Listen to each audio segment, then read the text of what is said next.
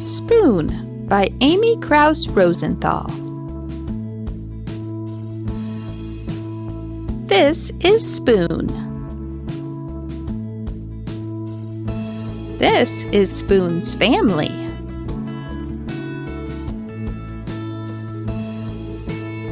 On Sundays, Spoon goes to visit his Aunt Silver. He has to be on his very best behavior there. She's very fancy and proper.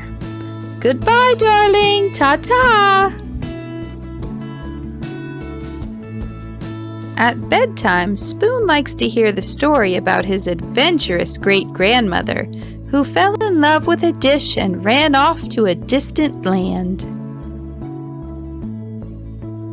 Lately, though, Spoon has been feeling blue. "What's wrong?" asked his mother.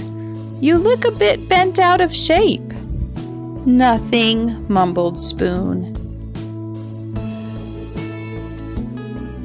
"It's just that, I don't know, all my friends have it so much better than me.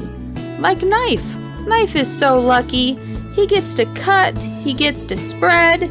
I never get to cut or spread." "Yes, Knife is pretty spiffy that way, isn't he?" "And Fork. Fork is so lucky. She gets to go practically everywhere. I bet she never goes stir-crazy like I do." "Fork does get out and make herself useful, doesn't she?"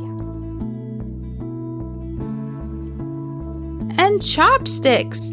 They are so lucky. Everyone thinks they're really cool and exotic. No one thinks I'm cool or exotic. Those chopsticks are something else, aren't they?" Meanwhile, if only Spoon knew what his friends were saying at that very minute.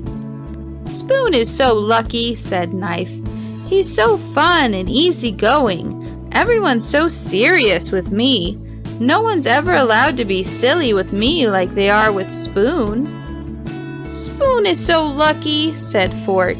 "He gets to measure stuff. No one ever does that with me."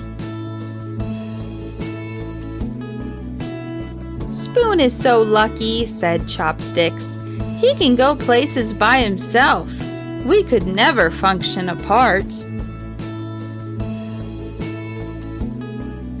That night, after bedtime stories, Spoon's mom turned off the light, tucked him in bed, and said, "You know, Spoon, I wonder if you realize just how lucky you are.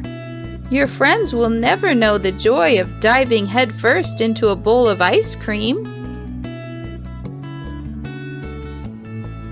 They'll never know what it feels like to clink against the side of a cereal bowl.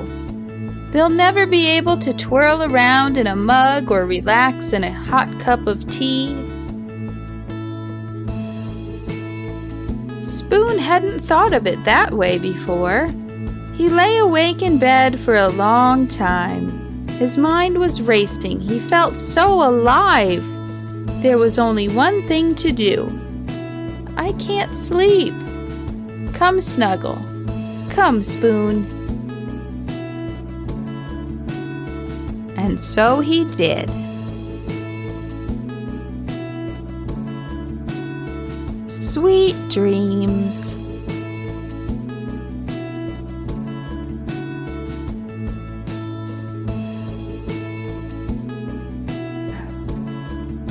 This week, we read a story about a spoon who needed to be reminded of all the things that made him special.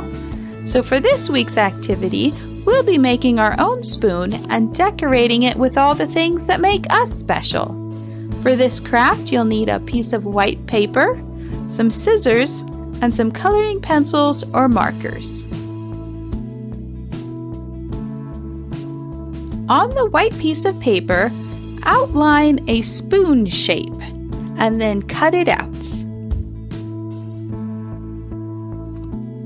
Now decorate your spoon with pictures or words of all the things that make you, you.